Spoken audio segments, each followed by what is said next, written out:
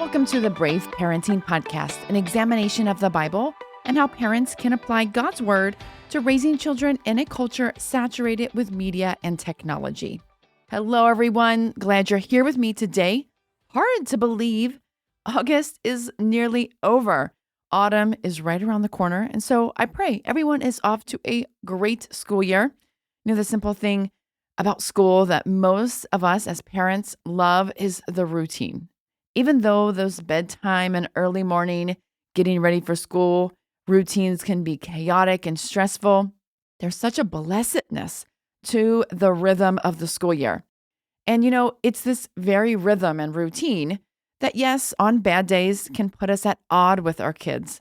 But on the good days, it allows us as parents to see the fruits of our years of labor, teaching, training, discipling, and disciplining our kids into being competent and capable, self-governing, responsible humans. Because we all know it takes diligence and effort to get to a place where you don't have to tell them what they need to do every day. Well, what I want to talk about today is the technological push to automate childhood, making it more optimized and efficient for children, yes, but especially for parents. So new technologies are hitting the market, promising to do the necessary tasks for children so they don't have to learn them themselves. And it's promising to do the necessary tasks that adults do, right? Essentially working parents out of the formative equation. Well, as Christian parents, we can't just look at a new technology and say, hey, that looks cool. I think my kid would love that. We have to consider what that technology might displace in our human relationships, in the relationship between parent and child, and just in our child's development. Will our child lose an opportunity to learn, practice, or experience something important, something formative, because this technology is going to do it for them? Well, I have a case in point. I recently read an article about a new digital product, and I didn't love it. Gonna be honest, didn't love it. And so I think it's important for us to kind of use this as a case example about why childhood should not be automated, because something is going to be displaced. Something's going to be lost. So my case in point is the Skylight digital calendar and their new product called Skylight Buddy that's introduced for ages 4 to 10. So maybe you've heard about Skylight digital calendar. Maybe you've seen an advertisement on social media. You can choose between like a 10-inch or a 27-inch screen. It's essentially like a tablet, but it can either sit up on the counter, you hang it on the wall, and it auto syncs with Apple's iCloud and Google Calendars. It color codes everyone's schedules and allows you to put in chores and tasks and meal planning, rewards, all of these all in one place. Well, their new product that's child-focused is called Skylight Buddy, and it too is a sort of digital calendar / routine establishing device, again, for ages 4 to 10. It displays morning, after school, and bedtime responsibilities for kids so that they can then check off their responsibilities once they're done and then earn rewards, which the rewards are like a fountain of emojis. The marketing for this product boasts a new way to motivate kids, emphasizing, quote, less help from grown-ups and, quote, less nagging required of parents. Well, any parent who has a 4 or 5-year-old who's ever had to tell them 6, 7 times to put their shoes on understands exactly why someone thought to create this product, because these mundane and repetitive interactions with your kids are exhausting. Day after day, they're exhausting. So outsourcing them kind of sounds like a no-brainer. And some people might even rationalize, hey, this might actually improve the relationship with my child because I don't have to nag them. But we have to ask, what if these repetitive interactions between parent and child, what if they're not meaningless?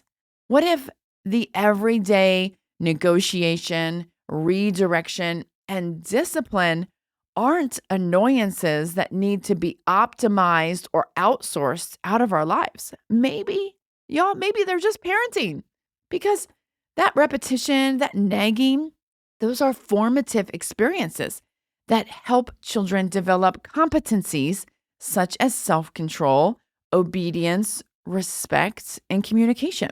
And what if the relationship between parent and child is actually better because of this tension, because of the authority and the obedience and the respect that happens in that relationship, right? And what if those experiences, although exhausting, are actually shaping and refining our character as the parents? Well, if so, if any of those answers are yes, then what is lost and displaced by technology is developmentally detrimental for children. So let's take a look at this. Wired magazine recently reviewed the Skylight Buddy, and the article's author describes how much his 4-year-old son enjoyed the emoji celebration after completing his tasks. He says that he enjoyed it so much that he began marking his tasks complete before doing them just to trigger the emojis. Well, think about what's happening here. This 4-year-old is given daily tasks through Skylight Buddy, such as brushing your teeth or getting dressed. And then on the first day, he completes the task and loves the reward of the emoji fountain. After a day or two, he realizes he can get those emojis without doing any work. All he has to do is just mark the tasks as completed. Well, so the buddy has trained him to value the reward rather than valuing the toothbrushing, the bed making, or the getting dressed, or even just the responsibility to do what his parents have asked, to do what's expected of him, right? So being competent, being responsible, being obedient wasn't compelling. The reward mechanism, the emojis, was compelling. So this is the difference between internalized and externalized motivation, which I'm going to get to here in a minute. The greatest concern isn't even just the shower of emojis. The greatest concern I think we all have to ask ourselves is, why are we so eager to make young children require less help from grown-ups and more help from technology? Less communication with their parents, less expectations and reminders from their parents, less submission to their parents' authority. Why are we actually trying to work ourselves out of the equation? A 4-year-old who needs their mom and dad to remind them of their daily tasks isn't incompetent. They're just a child. That's normal. Well, Skylight Buddy is a part of this growing market of children's technology designed to perform relational tasks. That is, tasks that for all of human history have been done by humans in the context of relationship, right? So we know there's AI toys that can be your child's best friend, stuffed animals, AI companions that's going to remember what they say day to day. There's bedtime products that are telling AI stories, singing lullabies, even discussing feelings and helping children fall asleep. And we know there's AI tutors. They're going to teach, correct, and encourage kids in their schoolwork. And now digital devices that wants to manage their routines and give them rewards and help them with their transitions and responsibilities. And I know, the deal is that everyone just wants to call these tools of our digital age, right? And we can't be, Luddites and reject everything. We have to adapt.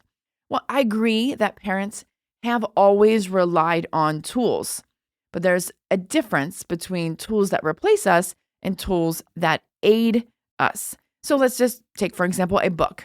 A book is a tool for storytelling at bedtime. The parent doesn't have to imagine and articulate a new bedtime story every night.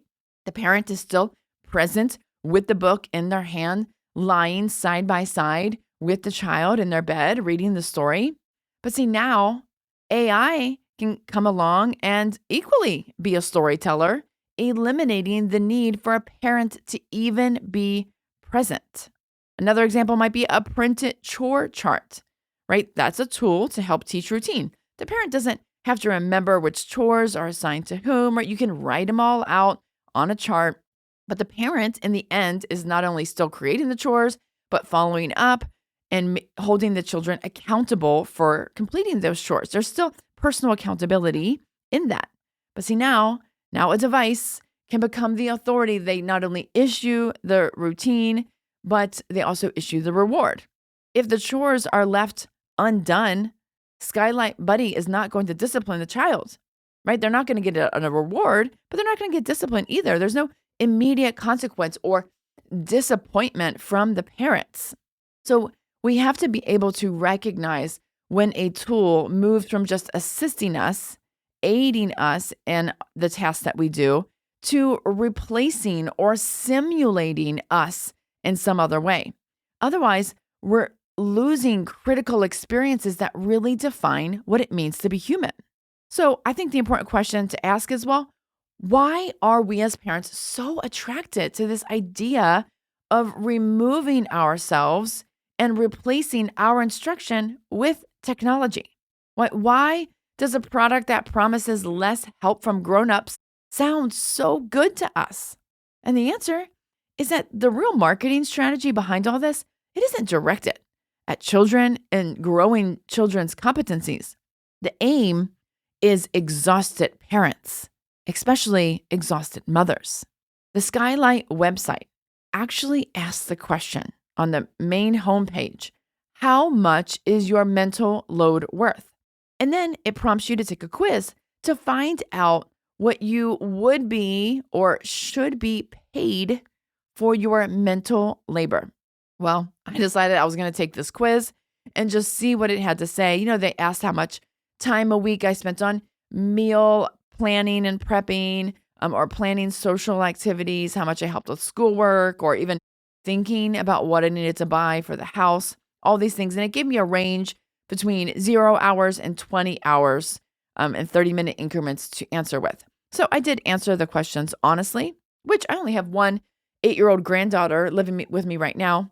Well, I do spend a lot of time helping with schoolwork and whatnot, but nonetheless, my numbers were pretty low on how much time is spent on that per week.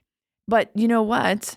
Skylight told me that for the work that I do, I should be earning $24,105.09.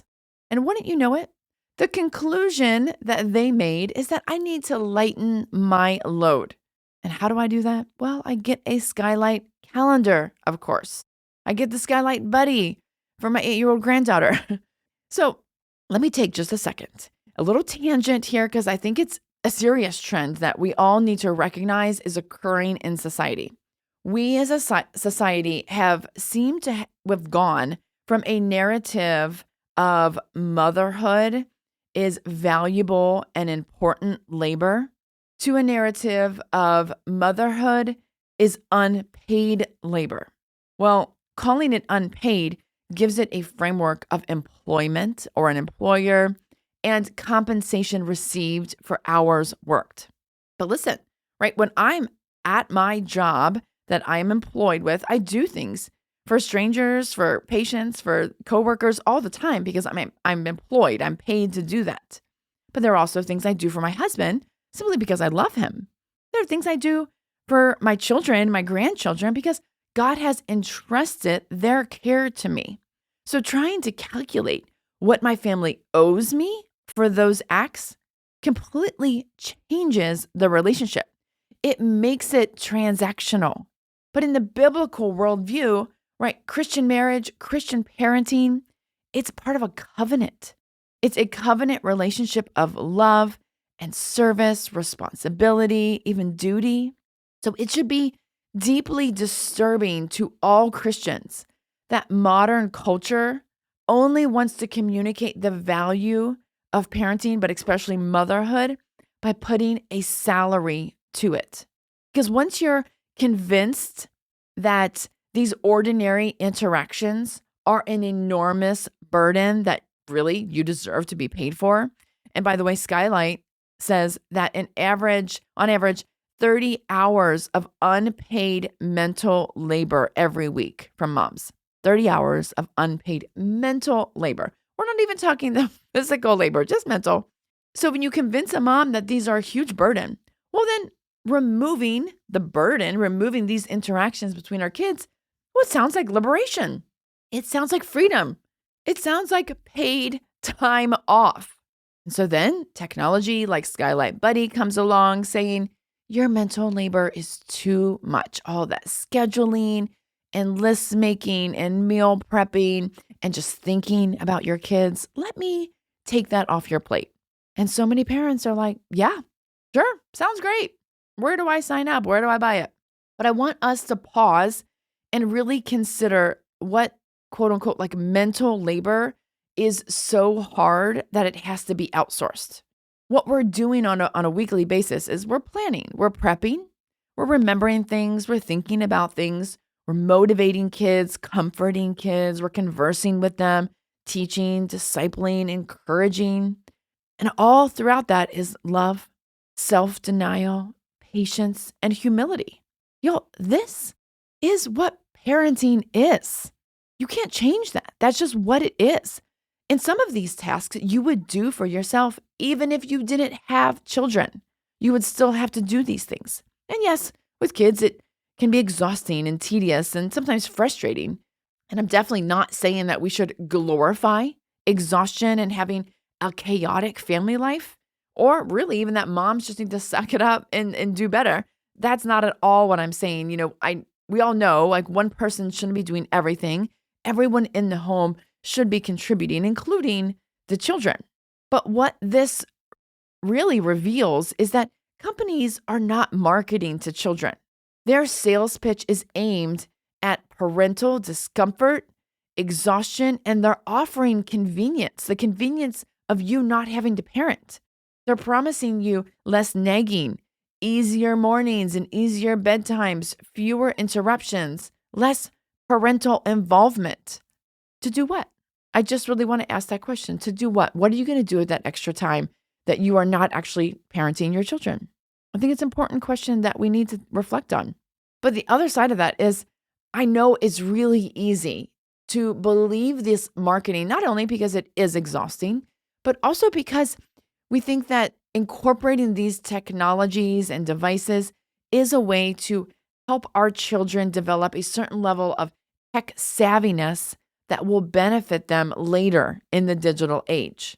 But we cannot allow ourselves to neglect that the everyday labor that we're doing is the essential building blocks of childhood. It's setting them up for success later.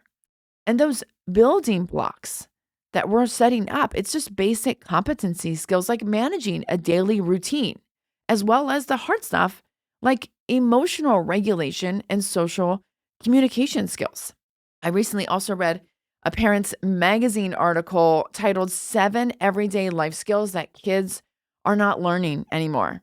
And on that list was things like reading an analog clock, navigating with a map, handwriting and cursive, handling money, and face-to-face communication.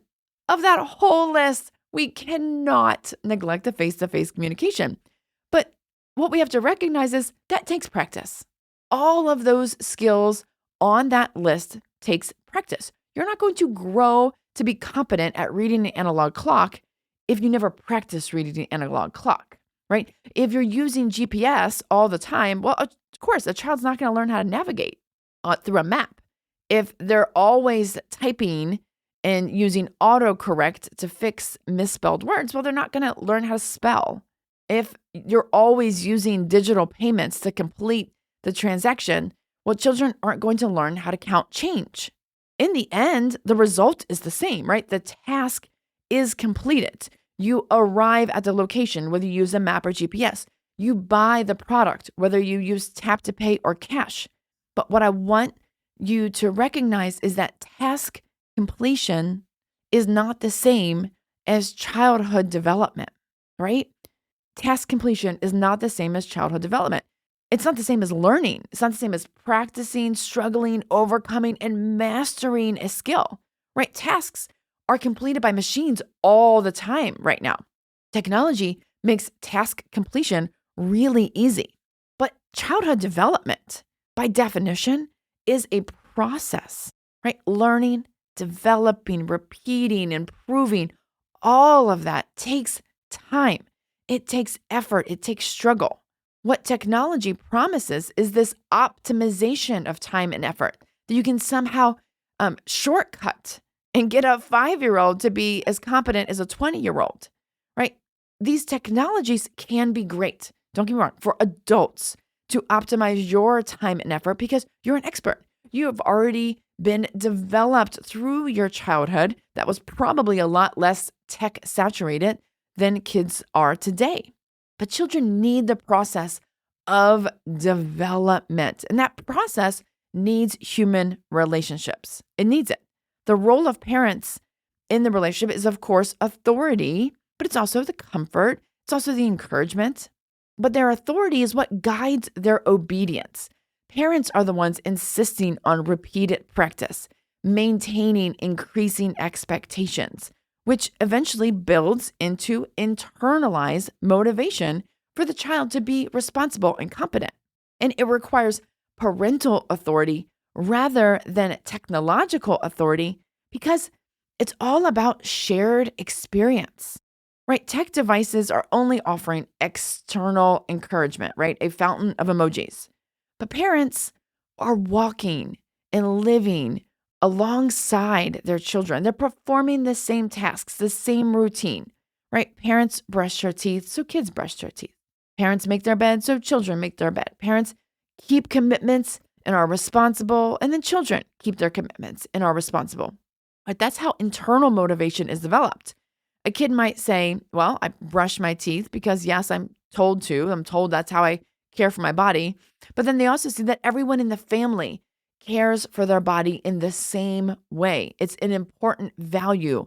And so therefore, I come to understand that value too. That's how children develop. Now, if we think about the digital motivation again, that same scenario would be, well, I brush my teeth because I want to see the fountain of emojis fall from my buddy screen. What the Skylight Buddy and its legion of counterparts are essentially doing is they're just offloading human relationships. Like going back to that Parents Magazine article, right? Face-to-face communication. That is a skill not being learned anymore. But it should be because we're still living amongst each other face-to-face. Aren't we? Right? Aren't we? Or are we always screen to face? Right? A child is going to learn to communicate, to socialize by those repeated interactions inside the home with their parents. And it's a developed skill. It takes time. It takes repetition, practice, and struggle. It's happening through the conversation. It's happening through the eye contact, through the tone of voice, interruptions, misunderstandings, the conflict that can come in communication. But that's also about repairing, forgiveness, awkwardness, patience, empathy, interpreting nonverbal facial expressions, all of that. And none of these are efficient. Right? There's no technology that's going to make that more efficient. So think about this scenario. Your child throws a fit when you ask them to get dressed. You correct them and you restate the responsibility. I need you to go get dressed. They whine. They provide excuses about why they can't get dressed right then. You help them try to solve the problem and you offer solutions. They're still frustrated. They're breaking down. You help them self-regulate and then eventually complete the task of getting dressed. Maybe that takes 7 minutes. Maybe it takes 30 minutes, right? Every kid's different. But think about all that just happened in that interaction from a developmental standpoint, right? Emotional regulation, problem solving, negotiation, authority, obedience, patience, communication, right? Meanwhile, here's a Skylight Buddy over here saying, get dressed, ding, task complete, fountain of emojis. See, you can't teach children human communication, human skills like face-to-face relationships and communication without human interaction, right? We're not raising machines. We're raising, discipling, developing children who will one day, hopefully, God willing, be competent adults, contributing citizens, and faithful believers. Okay, so let's look at scripture. And we're going to go back to my most quoted verse, which is Deuteronomy 6. Let's look at verses 6 and 7. The Lord says, "These commandments that I give you today are to be on your hearts. Impress them on your children. Talk about them when you sit at home and when you walk along the road, when you lie down and when you get up." Okay, so we know this scripture, but let's look at it from the framework of time. Right? These time categories that were given to Moses by God happened over 3,000 years ago, and these time frames are still the ordinary means of everyday life in a family. Right? Discipleship happens every day, day in and day out in these time frames. This is the routine of life. Well, look at how tech devices want to interrupt these ordinary ways of discipleship. 1, when you wake up, Skylight Buddy is your routine manager. When you walk along the road, you've got GPS navigation, headphones, personal handheld screens in the car. When you sit at home, streaming, gaming, personal handheld screens with hyper-personalized content. And when you lie down, Alexa sleep routine, AI storytelling companions, and smart cribs. So where did the conversation go, right? Where did instruction and correction go? At what point, does questions arise and parents guide and instruct their children? When is wisdom passed down? When all of the technologies are saturating our daily routines? They're gone, right? We can automate all of these ordinary moments of discipleship away with technology. Now, I don't think that Christian parents are defiantly rejecting discipleship. I really don't think that's the case. But what I do think is happening is that slowly, we offer up more and more time to technology. But that time off from parenting, that time off from discipleship, from training and developing our children's competencies, it comes at a price.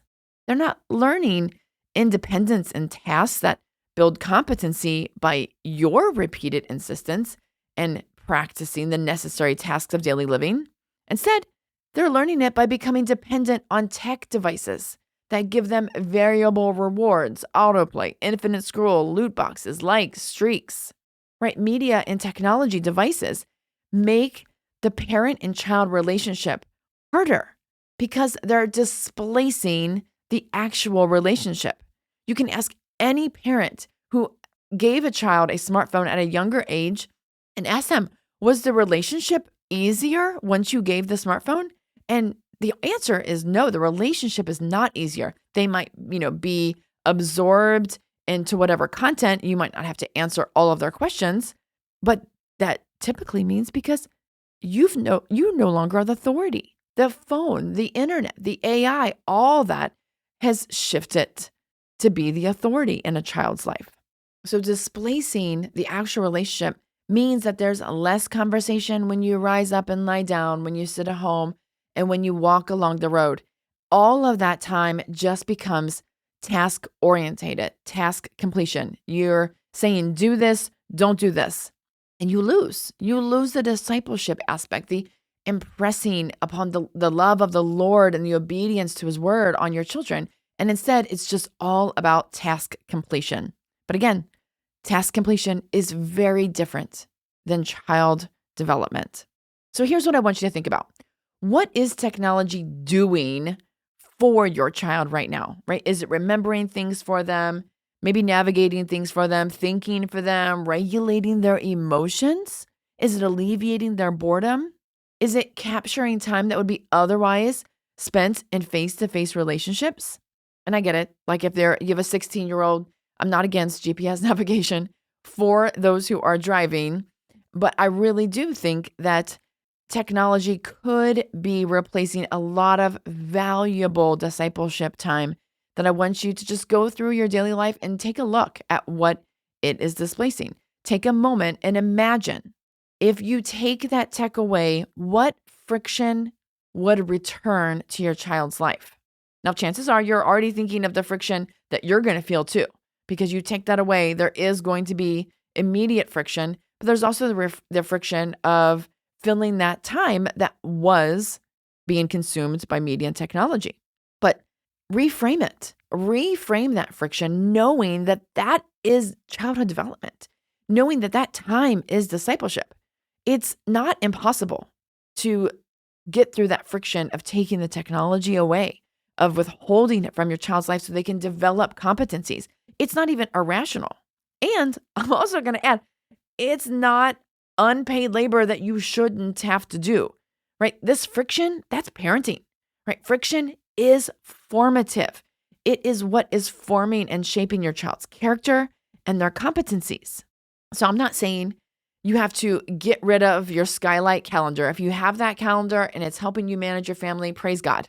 I think if I was parenting all 7 kids again, I probably would have those. I used like a dry erase board and it was chaos.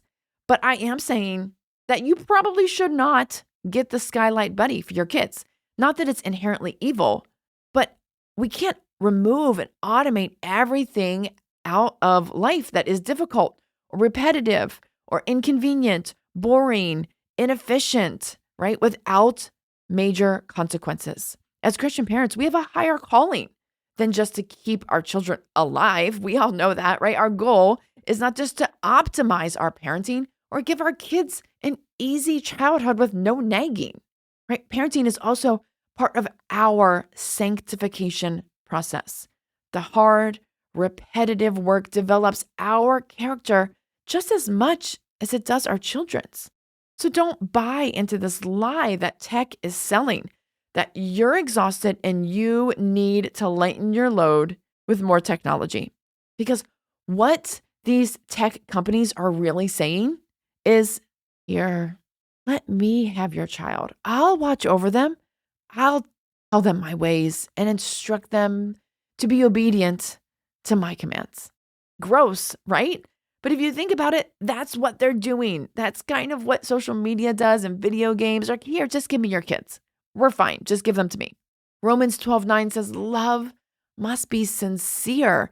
Hate what is evil and cling to what is good. And what is good is being present, active parents, discipling our children, not automating all of that to technology, right? Childhood is about formation, and that formation happens through relationships. And if you remove the relationships, you lose the formation, and essentially you lose childhood. Okay, so be brave. Do the work. Don't believe the lies. Don't automate childhood. Okay, friends, that's what I have for you this week. But real quick before you go, if you are new to the podcast or you've never stopped to take a second to give us a review, we would just love for you to do that. Give us a 5-star review if you find this content helpful. It helps other people find our podcast through the algorithms on the platforms. So thank you so much for listening today. Until next week, go and be brave.